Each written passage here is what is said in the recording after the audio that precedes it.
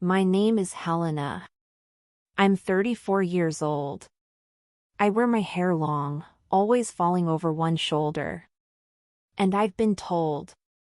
I walk like I own the room, even when my heart is breaking.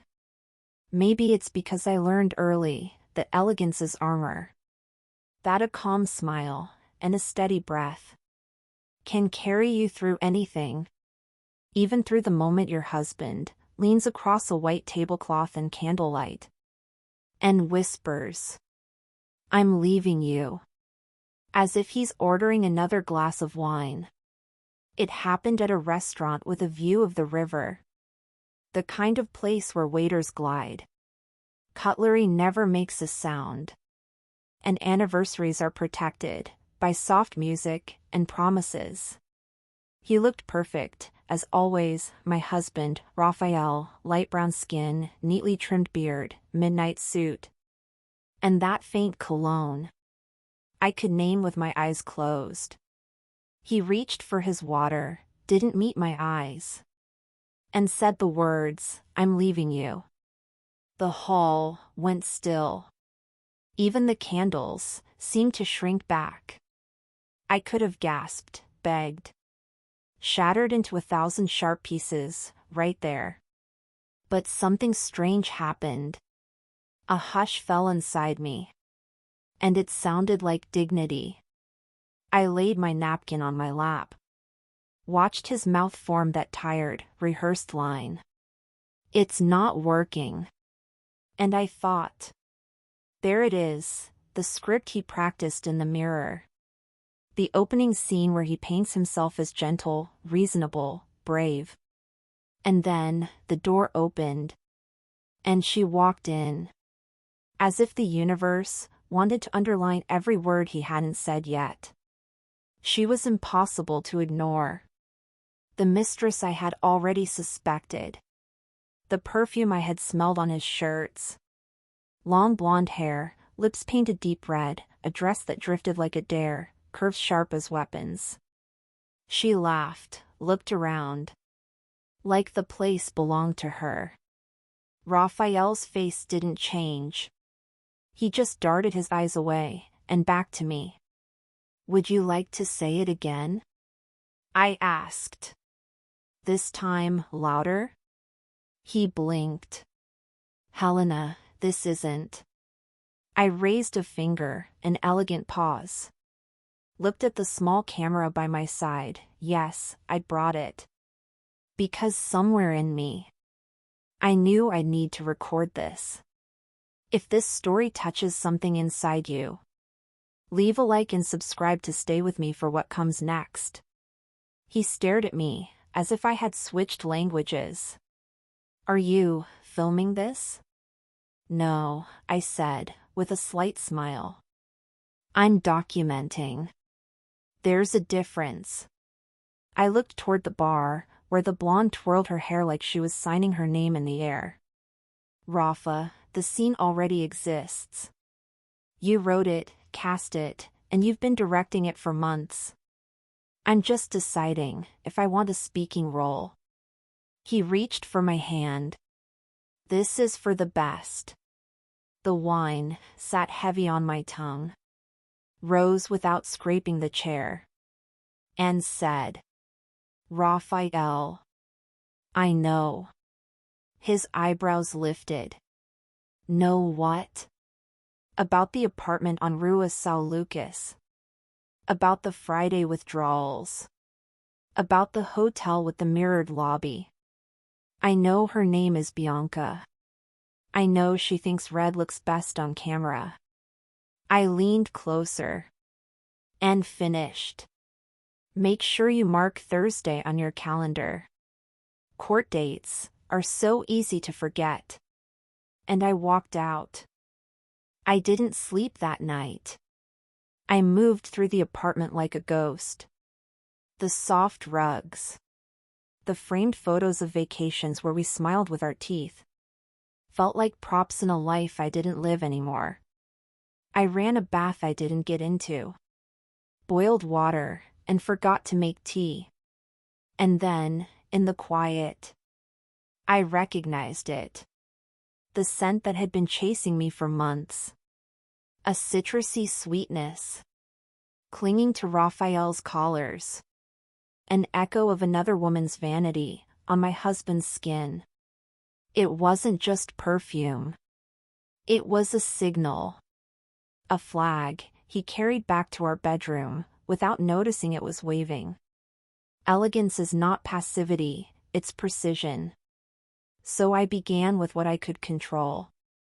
I tied my hair back, put on a silk robe, and sat at my vanity with a notebook. At the top, I wrote 3 words, what I know.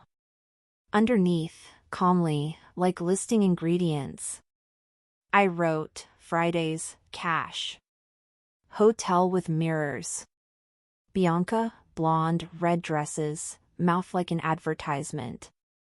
Every time my hand shook, I paused, inhaled. Let the ink find its line again. Then, I opened the drawer where Raphael keeps his cufflinks. Behind them, tucked like a secret, a spare phone. Black, smudged with fingerprints and audacity. I held it in my palm. Felt the weight, like a stone you pick up on a beach. Deciding whether to throw it or keep it. I pressed the power button. It lit up.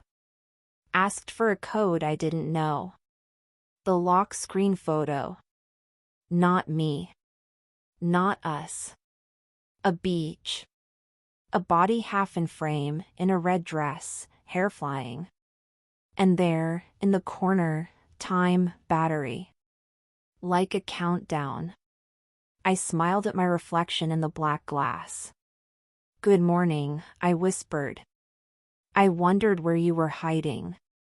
I didn't try to break in. I didn't need to.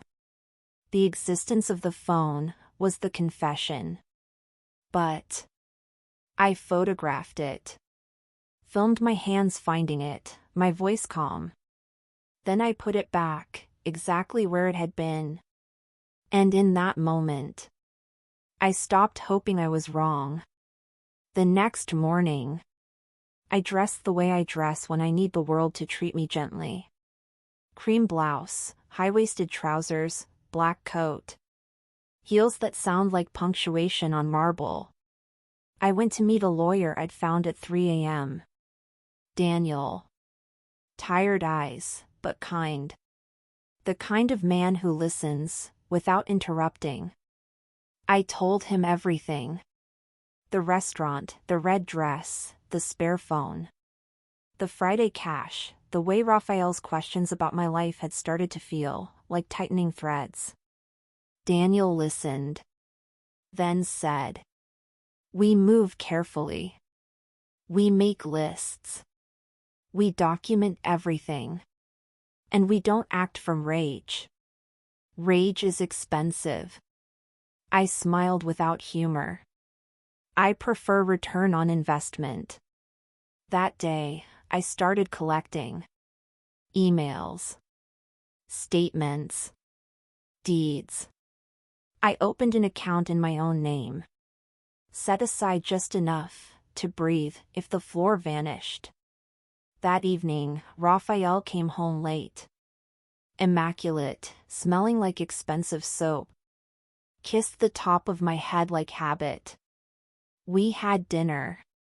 He asked about Thursday. I said, just for the evening.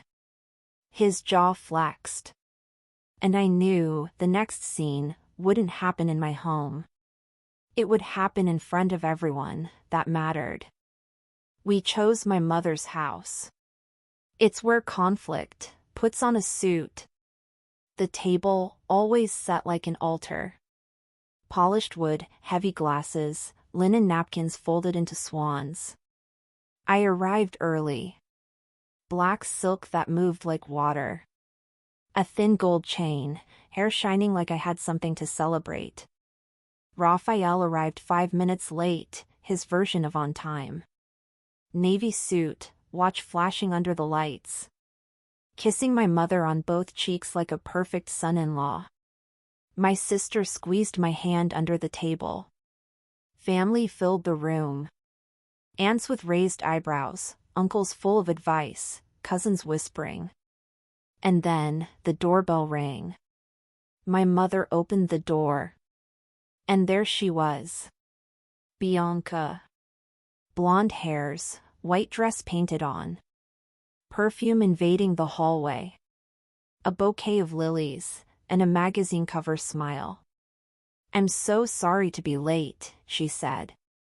"Raphael invited me." Half the table gasped. Raphael turned to me. That careful panic in his eyes. "Helena, I was going to." "You were going to tell the truth," I said. "Perfect. Let's set another place." Bianca sat in my chair. The one I always sat in at holiday dinners. The smell of her perfume. Layered over the rosemary from the roast. We moved food around our plates. No one really ate. Then, my uncle broke the silence. "So, what's happening here?" Bianca leaned forward. "We're in love," she said. "We didn't mean for it to be this way." My mother's voice was soft, but steel. "In this house, we use plain language. Not poetry that excuses harm." She turned to me. "Daughter?" I placed my napkin down. Tucked my hair back. Let my voice fill the room.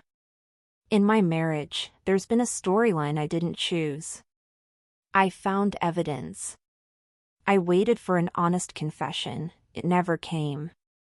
So I arranged a dinner, where it would have to. I slid an envelope across to Raphael. He didn't touch it. "Petition for divorce," I said. "And a list of assets solely in my name." I looked at Bianca. "The apartment is mine. The car is mine. The vacation home, we sell and split." Raphael's mouth tightened. "You'd embarrass me like this?" "You already did. In restaurants. In hotels. In text messages." The voicemail played. His voice calling her baby.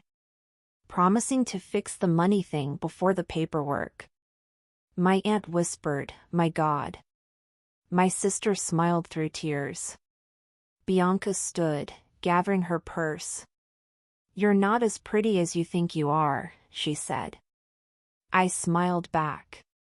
"Darling. I'm not here because I'm pretty. I'm here because I'm prepared." Courthouses smell like paper and consequence. On Thursday, I walked in with my hair down like a flag. A tailored suit.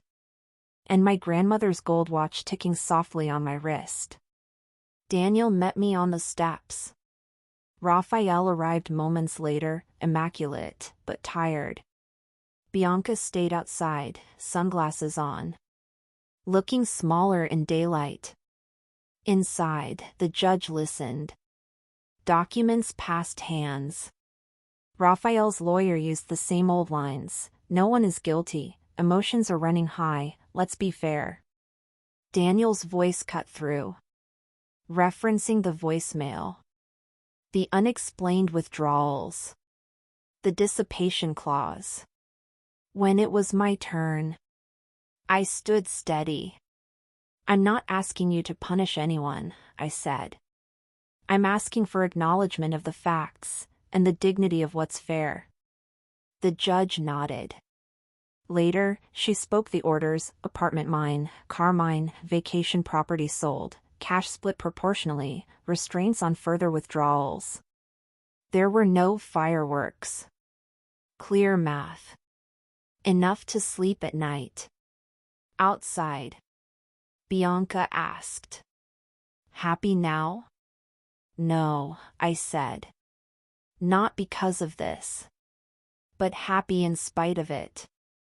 There's a difference. Back home, an email waited. A brand that had once rejected me now wanted to sponsor a series on personal reinvention. I laughed. Not the practiced kind. The real one. That night, I filmed one last video. I didn't win today. I didn't lose either. I chose. Sometimes dignity sounds like paperwork. Sometimes, like walking out of a restaurant without knocking over a glass. If you're in the middle of your own unraveling, you are not a supporting character. You can stop the music, change the lighting, and call for a new scene. I ended with, if you're ready, comment new scene. Because that's where I am now. And for the first time in weeks, the silence around me felt like peace.